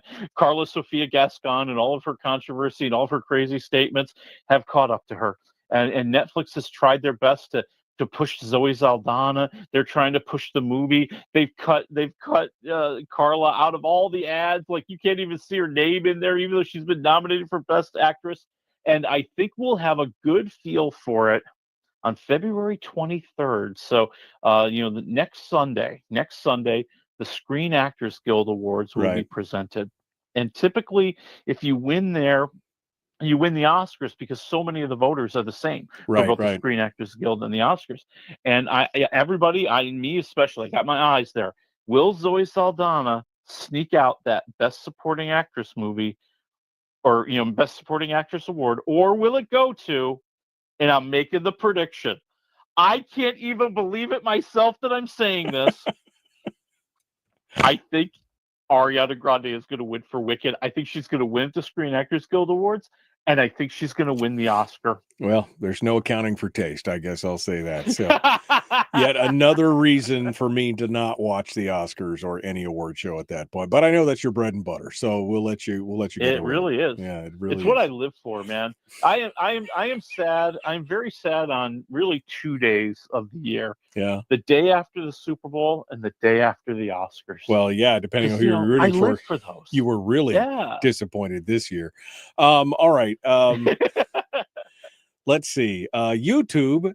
No, the boob tube has now become the YouTube. What? This is some crazy stuff right here. This is showing you how consumer habits are driving the market. Go ahead. Yeah, the world is changing, my friends. So YouTube CEO Neil Mohan announced in his annual letter to the YouTube community, which is basically a press release to everybody on the planet, that television sets have now become the #1 device where viewers watch YouTube. That's crazy. crazy. They have now surpassed desktops and your mobile devices, like your tablets and your phones. Like, holy smokes. Wow. I am That's literally big. blown away by That's this. big. It is well, huge. It is huge. We got a huge amount of listeners that are watching on Facebook and Rumble, but there's a lot of them that are watching on YouTube, and they're telling me in comments and in emails that they're watching it on their television in the morning while they're getting ready to go to work or making coffee or whatever.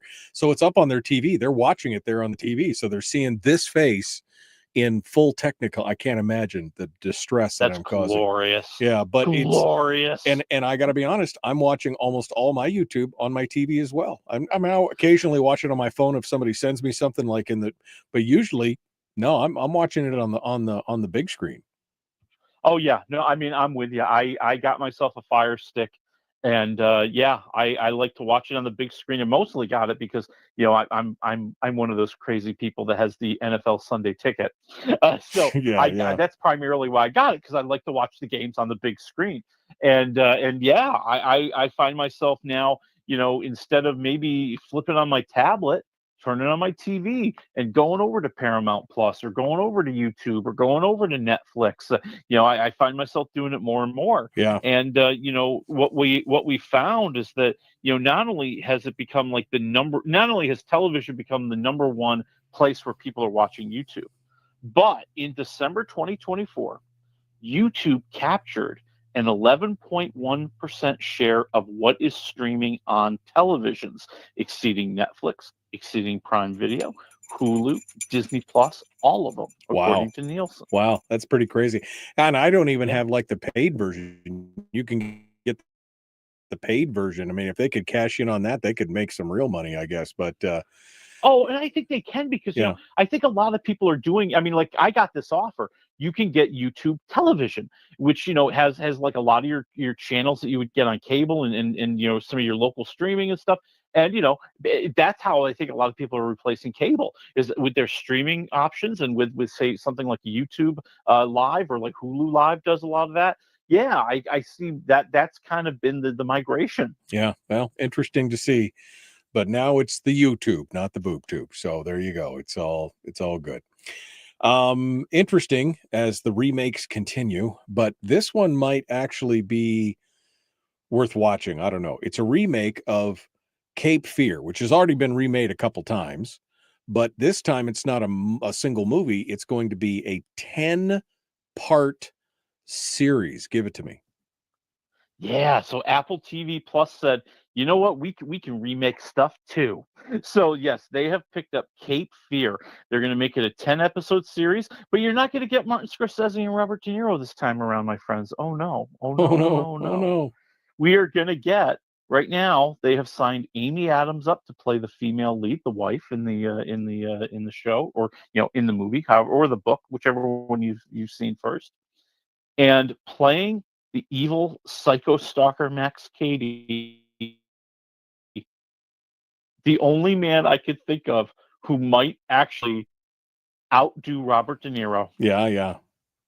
It is one Javier Bardem. Oh, he plays a good bad guy. Oh, man, psycho. So I mean, that should be good. That should be interesting. It's on Apple TV though, and I really, the problem is I don't have Apple TV, and it really never shows up anywhere else. So I don't know. Maybe I'll have to. Yeah, and it's going to be a while. I mean, they're really kind of getting the actors together now. They're working on scripts. I mean, I don't know how they're going to extend it out 10 episodes. I mean, every episode's about an hour. So you're taking a 2-hour movie, you're into a 10-hour TV show. But the book was a little hard. Yeah, the book was bigger, the right? book, The book. yeah. So they're putting it more on the book. Yeah, so you could see it. I'd see that. All right. Well, that'll be exciting to watch. Final thing for kind of news and reminders is that Cobra Kai coming to a close, my friend. The final episodes are on Netflix. They've been telling everybody they're going to release them February 14th. Well, last night I was just curious. And let me tell you, I've already seen the first episode. They dropped them last night. And Willie's I was like, so yeah, excited. I'm The watching first thing I did, I'm like, I am watching the first episode. And, Yeah. and to catch people up, we are now seeing the fallout from the tragedy at the Saikai Taikai tournament. Okay. As all the youngsters are trying to figure out what to do with their lives. But evil is around the corner, my friend. I haven't watched a single episode of this, but everybody keeps telling me I got to watch it. So, I mean, apparently I'll get into it and we'll go. I've been watching. I tell you. Go ahead. No, it's campy and fun, and somehow you still find yourself just rooting for all these people, even though it is so over the top and ridiculous. All right, well, I've been stuck in Taylor Sheridan land. I've been watching. A good place to be stuck. Yeah, no, Tulsa King just finished that. Just finished Lioness. We started watching Landman, which, by the way, holy cow! Isn't that good? How did that even get made? It is the most anti-woke. I know. Conservative politics. I mean, that show is amazing. Dropping some truth bombs out there, and being an oil state and watching what they're talking about with the oil companies, you're like, oh yeah. And I love every time Billy Bob Thornton opens his mouth in that show. Oh man, he is the entire show. Yeah, it's crazy. It's crazy. So anyway, I'm all in Taylor Sheridan land right now. I guess we'll see what happens when I run out of that. All right, let's move over to the movies. Captain America, Paddington in Peru, and one more go round for Bridget Jones. What? I know. Who would have thought they were gonna do another one of these? Yes, it is Bridget Jones, Mad About the Boy, available in the United States on Peacock and available in theaters in all the rest of the world. So if you're heading yourself to Saskatchewan, go to the theater. But if you're staying in America, you're going to watch it on Peacock. Or use a And VPN. yeah, Use a Yeah, VPN. Don't tell anybody. So what's the deal? I mean, it's no Colin Firth, right? It's just Renee Zellweger, or what's going on? He's kind of still around, and yes, we are checking with Bridget Jones. What is it now? 9 years since she had the baby. It turns out she has also another baby, a daughter, and how do I put this to everybody? Oh gosh, I'm not giving it away because I think everybody who cares has probably heard at this point. It's time for Bridget Jones to get back into the dating world because she's like 60. She's like 60 at this point, but it's okay. I mean, you're gonna get back into it. Okay. She's got herself a little young in there. Cougar Town. Okay. All right. I see how that is. All right. Well, give me the rundown. No, it's the zany Bridget Jones, but maybe dialed down a little bit. I think that, yes, there are times where it's kooky and crazy and Bridget says outrageous things and ends up in outrageous situations, and you feel for her because we've all embarrassed ourselves and found ourselves saying something we shouldn't in front of all the people that we shouldn't. But I think, it makes you laugh a little bit because we like her. And Renee kind of almost has her old face back in this movie. Oh, finally. Yeah. After the last time, it was like, ooh, that's pulled a little tight there. You might have got some stretch marks there. All right. But, I'm at like 1.5 waffles because you know what? It's all the formula. It's all the formula in this thing. And you could predict every little twist, every little turn. You know exactly what's going to happen. Comfort food in a kind movie, of boring, right? Comfort food in a movie. You know what's going to happen. All right, less than 3 minutes here, so hit me with the other two. Then let's talk about the good stuff. Let's talk about Paddington in Peru. Yes, our lovable little British bear, Paddington.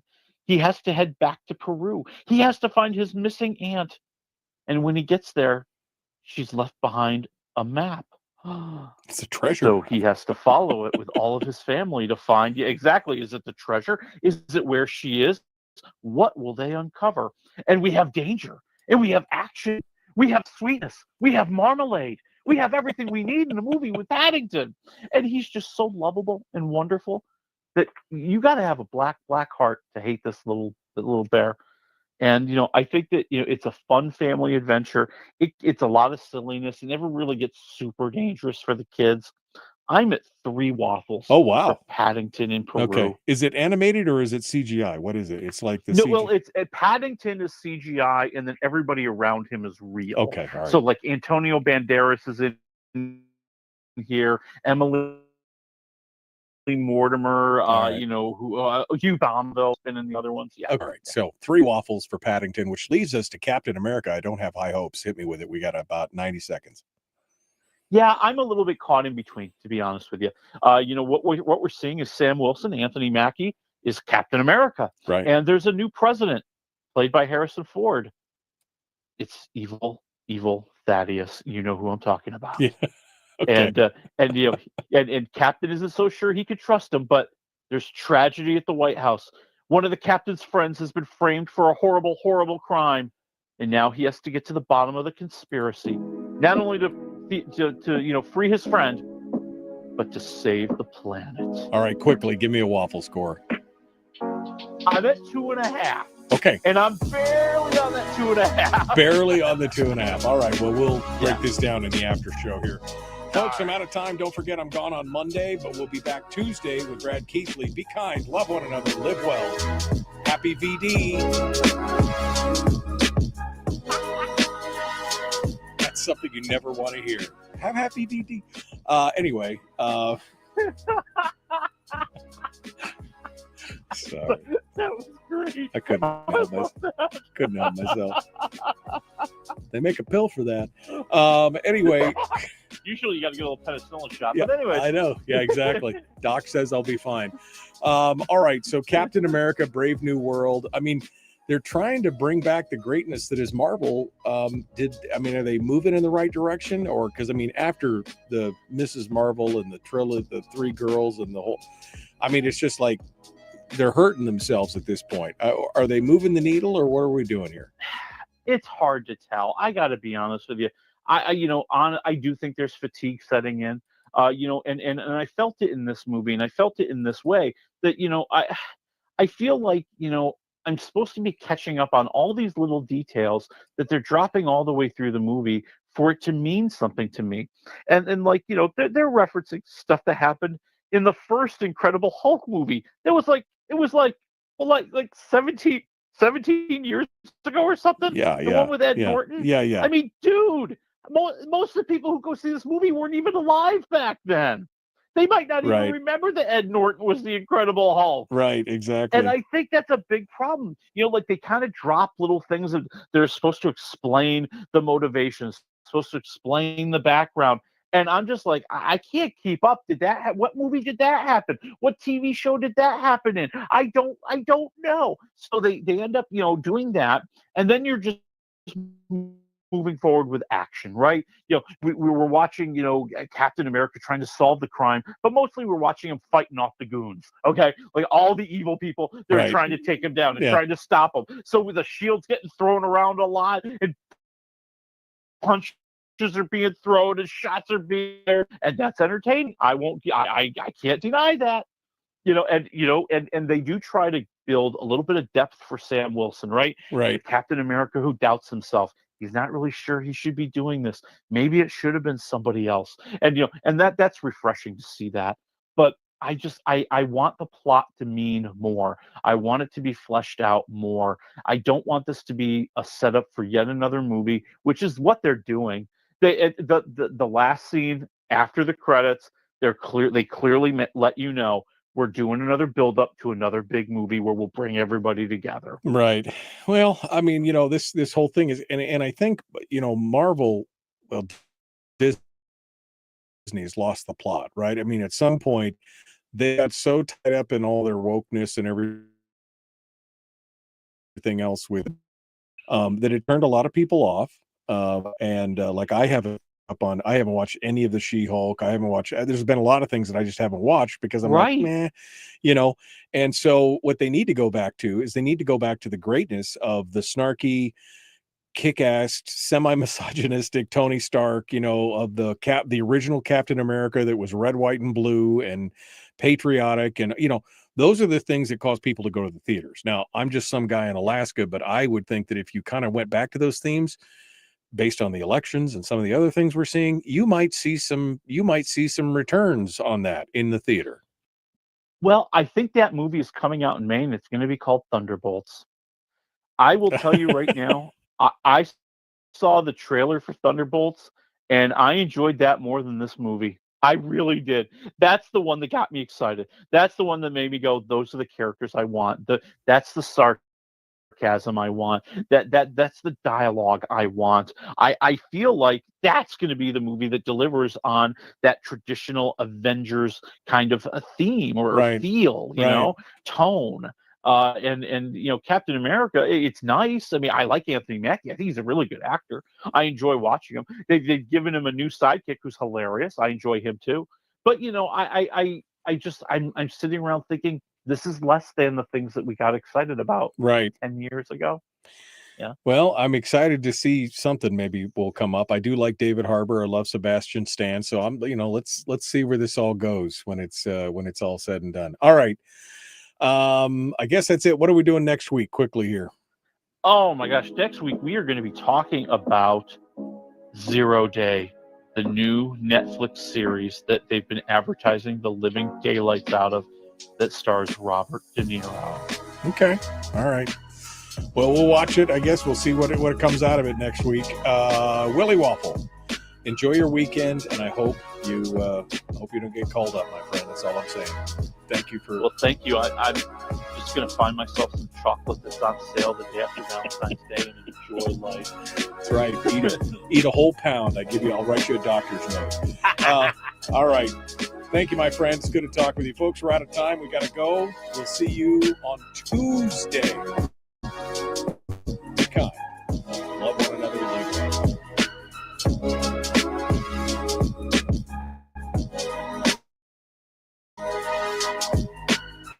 that.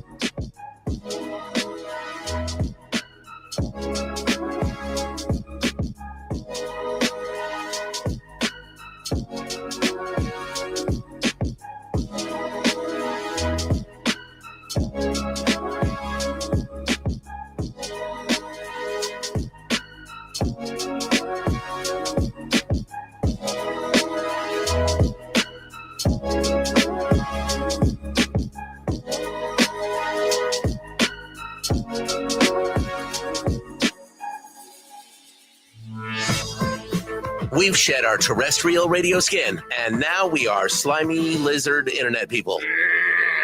It's the Michael Duke Show.